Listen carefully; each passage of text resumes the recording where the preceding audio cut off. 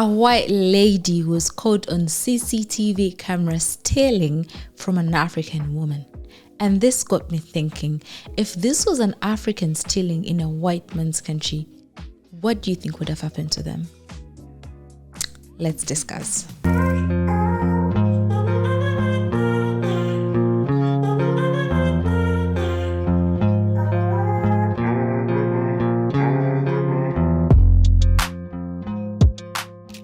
Hello there, my name is Janita Maaya. Welcome to my YouTube channel. I hope that you have subscribed. If you haven't, take this moment, do us the honors, and subscribe for more of stories like this.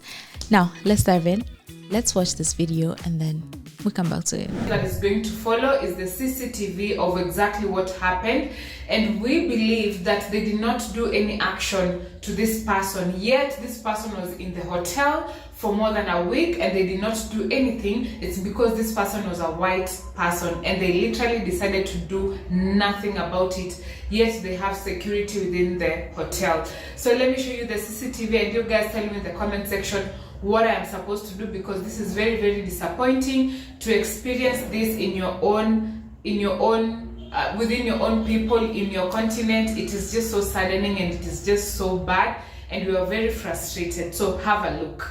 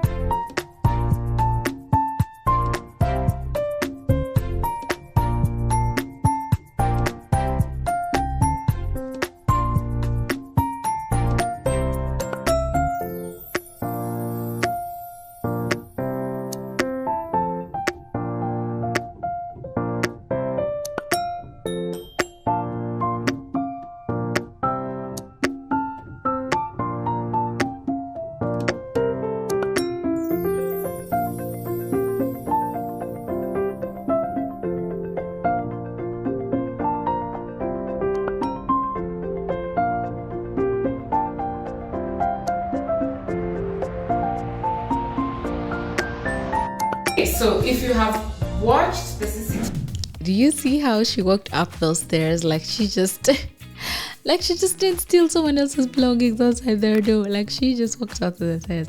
Now this is a video from a lovely lady called Sese, and she mentioned that the hotel staff has done nothing to this woman. They've been reaching out to see if there's been some sort of consequences for the lady, and nothing has been done. Like all they did was just send them the CCTV footage, and that was it. But I like how she's just walking with so much confidence. Like, yeah, I just told, so what will you do to me? Now, that whole scenario got me thinking, like I mentioned before, if this was an African in a white man's country stealing and walking away gracefully like that, do you think they would have given them the same grace? I found this clip of a certain gentleman. He's an African guy in Spain who found money on the street. He took it back to the authorities and he was deported because of that. Now, if they're doing that to someone who does something good, what do you think they're doing to a thief? It's much more worse. And we can see the inequality in justice. We can see the inequality in justice because the hotel staff was in no rush to have this solved. All they did was like, hey, here's the CCTV footage, do with that what you will. And this lady has been reaching out to them severely, saying, hey, what is happening to me? But watch this clip and then I get back to it. You think say you be wise, 70 years old man. Who gave you this mumu life?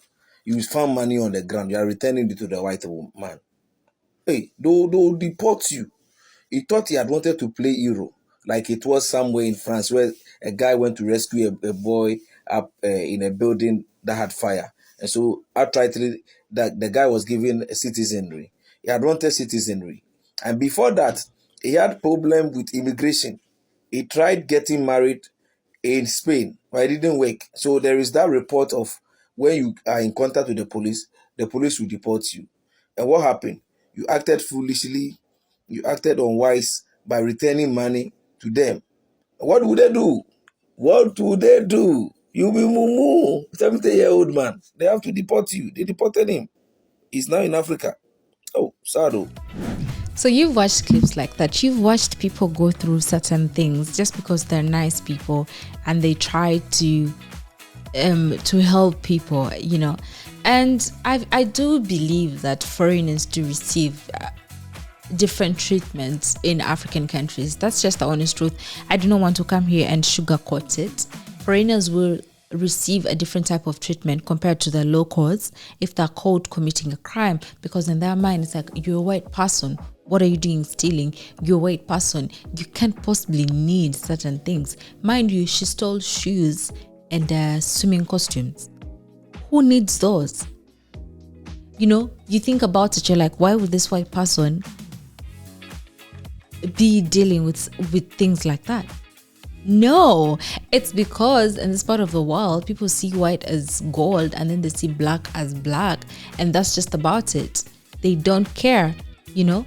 She should have been treated like a local thief, but no, because she is of a certain race, she's given the princess treatment. Mind you, if you're black and you're somewhere else in a certain country, you are discriminated against because people may think that you want to steal something, or people may just look at you and think, yeah, you're definitely a thief. This is what your people are known for.